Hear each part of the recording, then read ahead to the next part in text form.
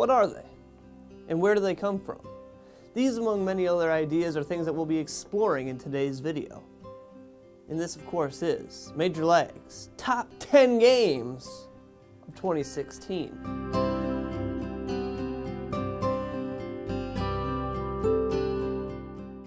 So, let's just start with the rules. Here's kind of the way I think about Game of the Year. Rule number one, I had to play this game. Okay, there's lots of games that come out every year, lots of great ones. I'm sure your favorite's in there somewhere, but I might not have played it. If I didn't play it, it can't be on the list. Here's the other thing. It has to have come out this year, in the calendar year of 2016, but that comes with a caveat. Some games are released on PC and years later, of course, as I'm sure you know, come out on PlayStation 4, Xbox One, PlayStation Vita, all these other things. So if it came out this year on the platform on which I played it, I'm counting that. I only play a couple of things. I don't have a PC to game on. I play PlayStation 4 and I play PlayStation Vita. That's it. So if it didn't come out on either of those two consoles, it's not going to be anywhere on this list. I apologize.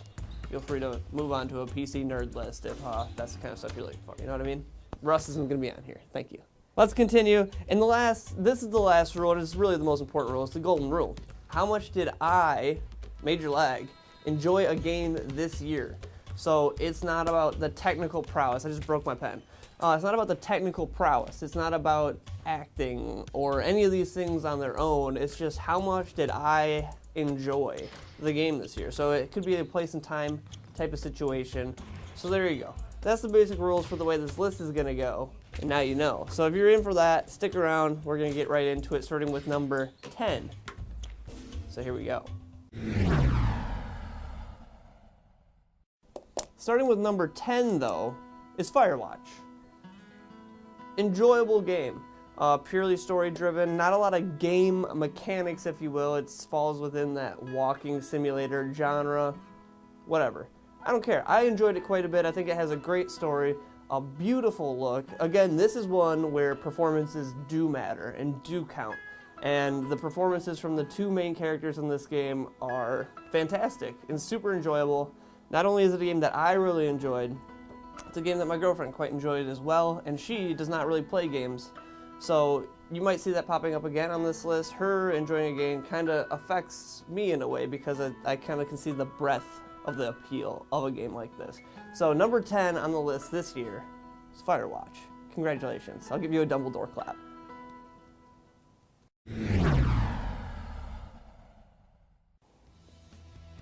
All right, number 9 on the list. This touches a couple things. This is another one where I played it with my girlfriend, so that largely contributed to the enjoyment of it. She absolutely loved this game. I loved this game. And this is one of those ones that had come out previously on other systems, but has just made its way to PS4 this year. I'm talking about Gone Home. Gone Home is my number 9 game of the year, again for several reasons. The storytelling is awesome. It's a really intriguing story. You know, you're finding out this, that, and the other about the characters as you're going through and exploring the home, picking up objects, looking at things. Sometimes games like this really burn me out. I get kind of sick and tired of it, but this one is short, it's concise. Having my girlfriend there to enjoy it with me was huge and paramount, I think, to my enjoyment of it. I might have stopped earlier had she not been there. But she was thoroughly engaged in the story. We were having fun together, kind of poring over the books, kind of trying to decide what does this stuff mean, what is the story here, and that story is something fantastic and touching and great. So I think Gone Home is a fantastic game that I think everyone should play. So if you missed it when it was on PC, grab it now on your PS4 and enjoy. I think it's quite great. So there you go. That's number 9. Okay, so number 8 on my list. Number 8 on my list is the one I think is going to be the most controversial of the list. Okay, because it does a few things that are abnormal. Number 8 on my list is Destiny: Rise of Iron. Yes, I know. People still play that game. Yes, people do still play that game, and I am one of them. I am a ravenous Destiny player. I mean, obviously the Taken King is what revolutionized Destiny. It's what changed the game. So that being said, Rise of Iron does not stack up to what Taken King was, in my opinion. But it did keep me playing the game throughout the year. It is the game I played the most this year. I played it for dozens of hours, probably 100 hours or more this year.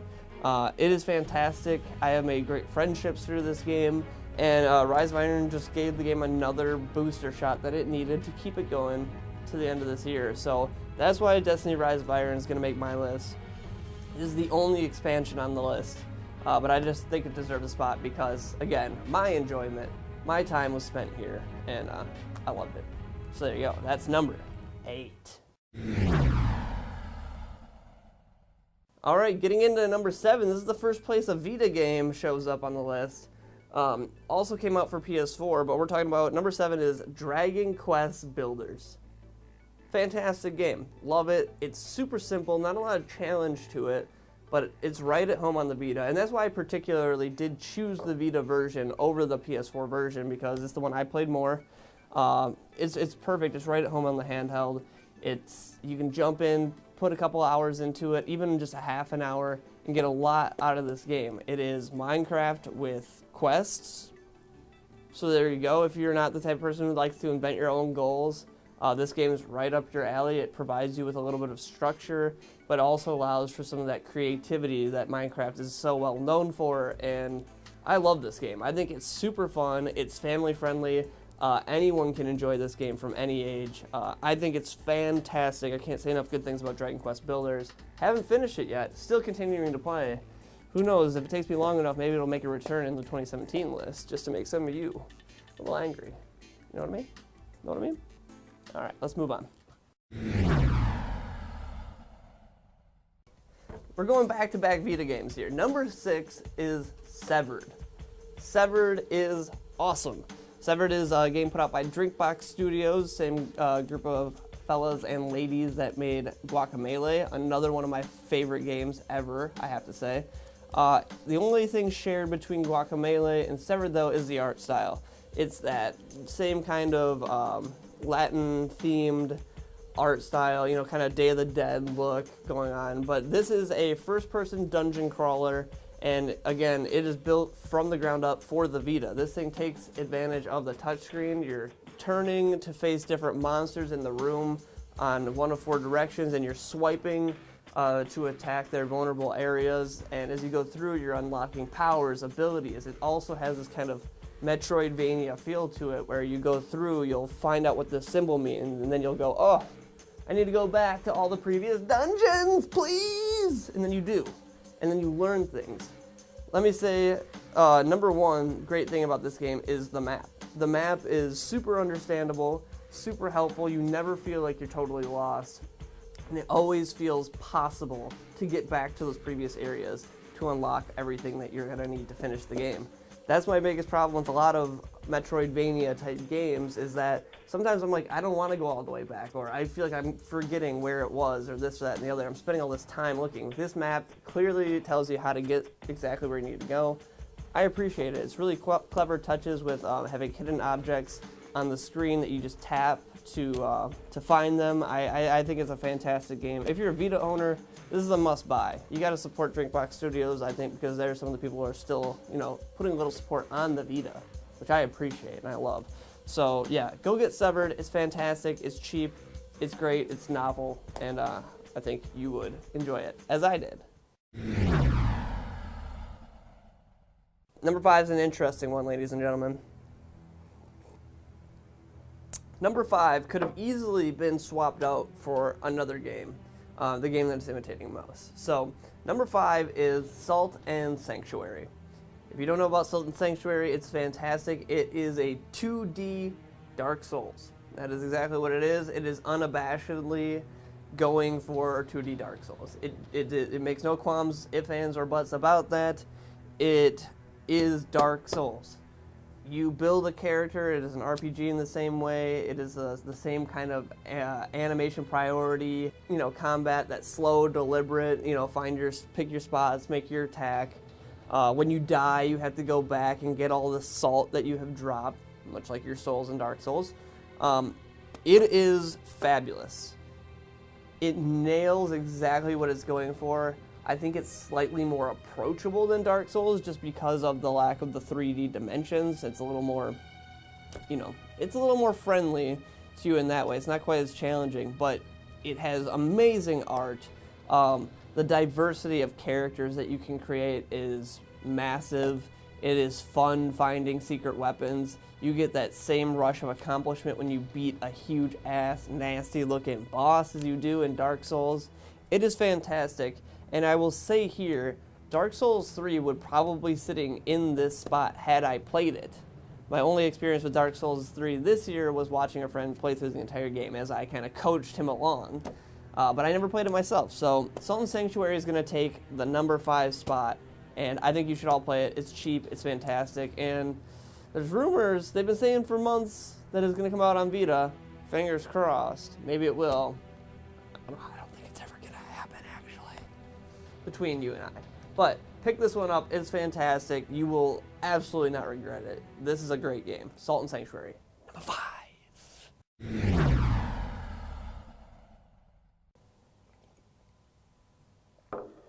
Alrighty. We're getting into the tough stuff here.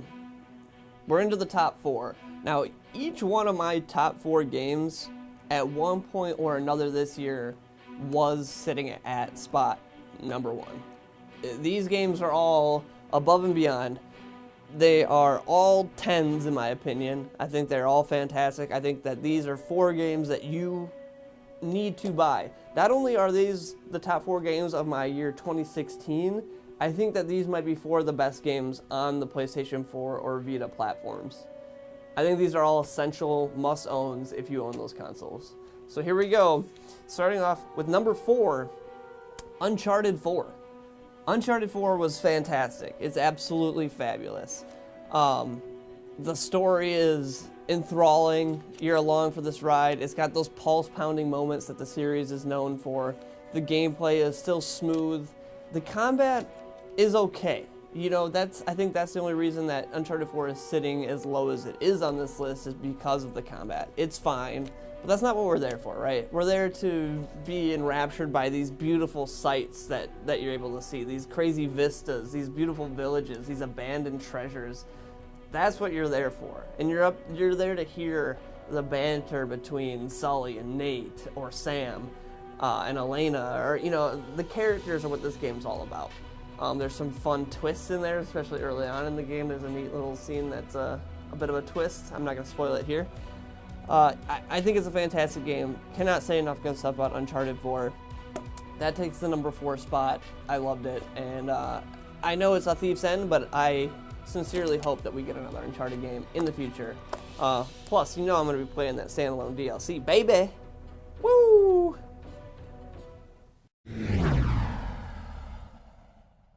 Number 3. Oh, I can feel it. I can feel it. This one's going to upset some people because people are going to think that this one should be higher on the list. People are going to say that this should have been my game of the year. That's fine. I understand. And again, at one point it would have been. It definitely was up there. My number 3 game of the year, 2016, is Overwatch. Overwatch is fabulous. It is fantastic. It is some of the most fun I've had playing games this year and for the last several years. This is the best, in my opinion, multiplayer shooter that I've played in years. It's super fun. It's casual if you want it to be. It's competitive if you want it to be. It's easy to hand someone the controller who's intimidated by online shooters and go, just give it a shot.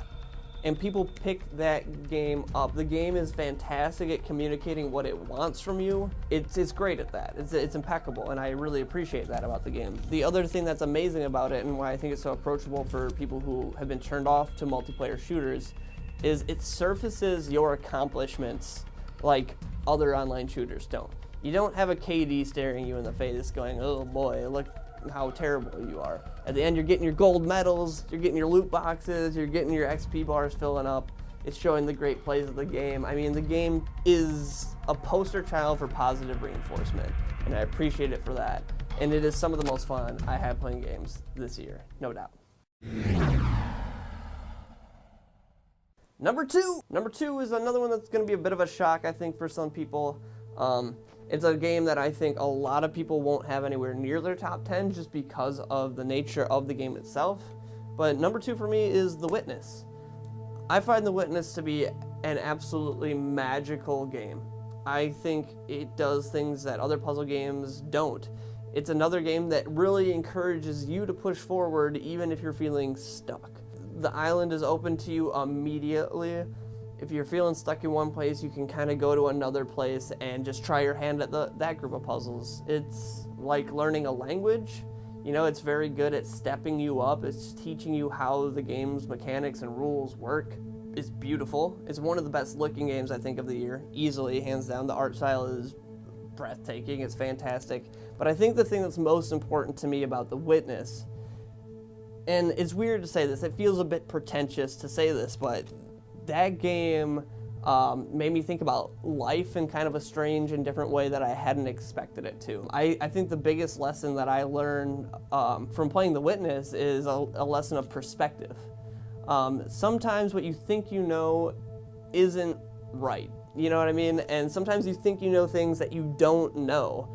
And other times, it's just simply that you need to pivot or change your perspective on something to understand what it's really trying to tell you.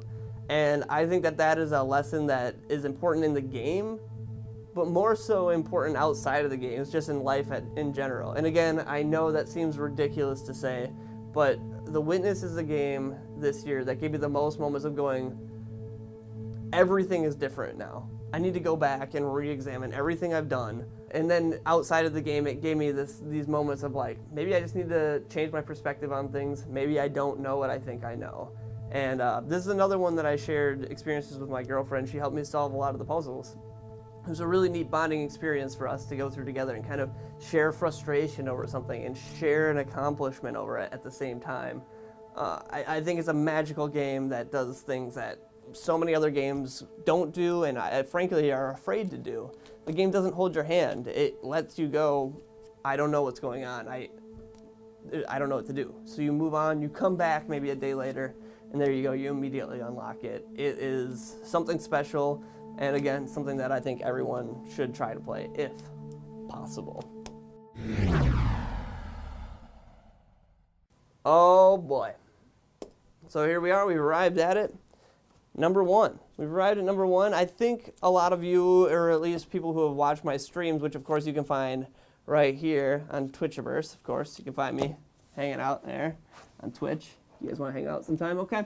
But I think anyone who's watched me stream a lot on Twitch is going to kind of know where I'm going with this one. My number 1 game is the game that I had the most fun with this year. I think it brought me just the most enjoyment. It's a game that every second I was playing it had a huge grin, huge smile on my face, and that is Doom. Doom, I think, is the best game of 2016. Talk about a surprise. Doom hasn't been relevant in years. They scrapped Doom 4. When I saw it at E3, I remember watching with my friend and we were saying how it just didn't look right. It didn't look like Doom. It just didn't do anything for us. And then the game comes out and it is incredible. It is so much fun. I mean, the gore is back. The glory kills are amazingly fun and entertaining. The game is just filled with that kinetic, pulse-pounding gameplay that you come to, expect from Doom, but they had kind of gotten away from. I thought games like this were gone. I mean, I thought games like Doom were gone forever. I thought shooters were forever going to be, you take damage, you go hide behind a crate, it will regenerate, you come back out, you start taking on the guys again. No, not Doom. Doom says, your health bar is low, fuck you, dive deeper into the pool of demons, go tear out some spines, go do some murder, and it just has this amazing self-awareness. The control is incredible, the weapons are fun, the shooting feels so good. Everything about this game, from top to bottom, is spectacular. The writing is funny, the gameplay is crispy, the glory kills are so satisfying, and I don't know. I don't need to say anything else. You guys need to go play Doom. It's the best game that came out this year. It is pure effing fun. So there you go. So that's it. That is Major Lag's top 10 games of 2016. It's the first year we've done a list. I look forward to maybe doing it again next year. So thank you so much for joining me here. Make sure that you go ahead and follow me on Twitch. You can follow me on Twitter. You can subscribe to this YouTube channel, which we'll be putting a little bit more work into in the future. And make sure that you go check out the Squeaky Ninjas. It's a wonderful gaming community for all types of gamers. You want to stream? Get in there. You want to just watch streams and meet cool people? Get in there. You can, of course, join the Discord link below. And yeah, follow them on Twitch as well. And hopefully we'll see you right back here next year for more Major Lag Game of the Year talks. Peace, players.